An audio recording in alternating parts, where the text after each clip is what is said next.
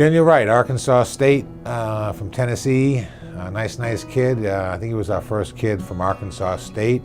Maybe our only kid from Arkansas State. I don't know if we think maybe had one more, but kind of a new school we picked that year, and we got Daniel Wright from one of the coaches called us and said they had a kid. They really believed in, blah, blah, blah, and so we took a chance. We took a lot of pictures that year, and Daniel was one of them, and made the right choice. Chuck did a good job picking him, did a real good job for us. First year came up as more of a reliever, pitched about 25 innings or so, I think his first year relieved. Did a good job for us. Then we were selected in the team the next year, and he wanted to come back, so that was an easy one. He was a real nice kid for us, did a great job on and off the field, so we took him the second year.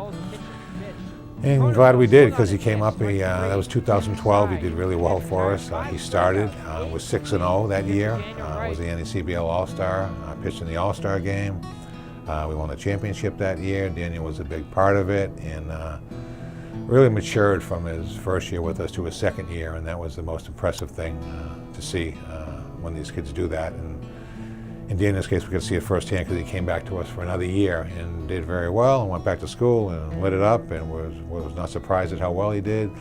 Coach Coombs did a great job with him, worked hard with him, really believed in him, and got the results at school. Got drafted in the 10th round by the Reds, and the rest is, as we've seen, he's done well in the major leagues and still battling to this day. And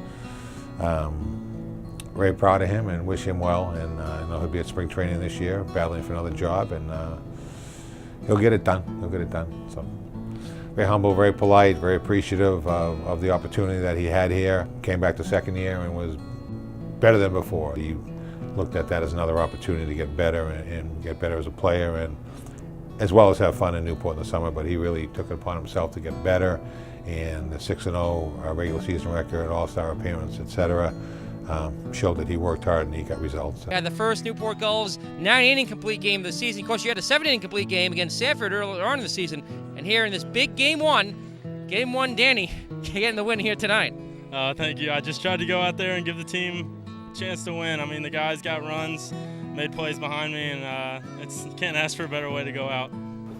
So we were really fortunate. Daniel was one of the first Gull players that we hosted, and we adore him. He was right from the start such a great kid. Really a nice young man. He was relaxed and fun, and at the time our kids were little. I mean, yeah. Little, and they just adored him. They took to him right away. It's really a gift to us to have the pleasure of the experience, and we were really fortunate. Daniel is by far one of the absolute best young men we could ever hope to have had. Daniel, we love you. We of course, you are always welcome at our home and pretty much any of the Reapa's homes. And we wish you nothing but the best in the future. And good luck. We are sure no matter where you go and what you do. Daniel came to us from a friend that I actually knew from the University of Washington. Ty Dickinson recommended him. He came to us in 2011, and primarily as a reliever that summer. You could tell he was good. He had good stuff, really good command. He didn't get a lot of pitching experience that season at Arkansas State, but you could kind of tell that this was a kid who just had so much more in the tank. He was going to continue to get better every time that he pitched.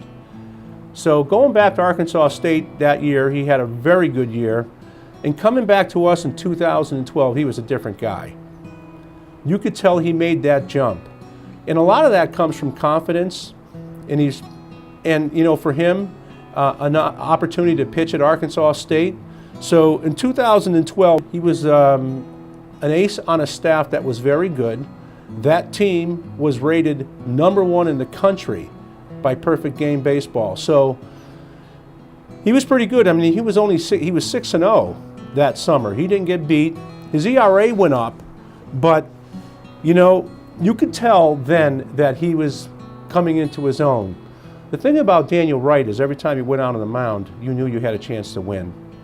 His command was exceptional. In his second year with us, you could see the jump in velocity. He probably went from being somebody who threw 88 to 90, perhaps, to somebody who would throw 90 to 92, 93, get it up there when he needed to, with an exceptionally good slider, breaking ball, and a very good changeup. He was just very good. And that second year, he was even better. Playoffs, he was outstanding. And the other thing about Daniel Wright is he was a quiet leader, always smiled, but you get him on the mound and he was nasty. I mean, he just was in command all the time. You know, you knew that you had a chance to win that baseball game. So, Daniel Wright, geez, he was pretty special. That's why he's in our Hall of Fame, and that's why he's a Major League Baseball pitcher, because he just kept getting better and better. One other thing to note about Daniel Wright is he was a late bloomer. Out of high school, he wasn't really recruited a lot, so he decided to go to a junior college in Tennessee. But during that summer of his senior year, before he went to college, he was pitching somewhere for an American Legion team or something like that, and Arkansas State was there in the stands looking for a pitcher because they had lost some arms. And so they saw Daniel. Daniel happened to pitch great that day. They offered him a scholarship, and the rest is history. That's how he ended up at Arkansas State, and that's why I'd say he's a late bloomer. He wasn't really sure out of high school. A lot of these kids make commitments in their freshman or sophomore years. He didn't even make a commitment until he was a month away from going to college. But then he kept getting better, and he ended up in the major leagues. That's somebody that just keeps getting better to me. Danny was a right-handed pitcher for me. Gave him the ball, come in, would shove.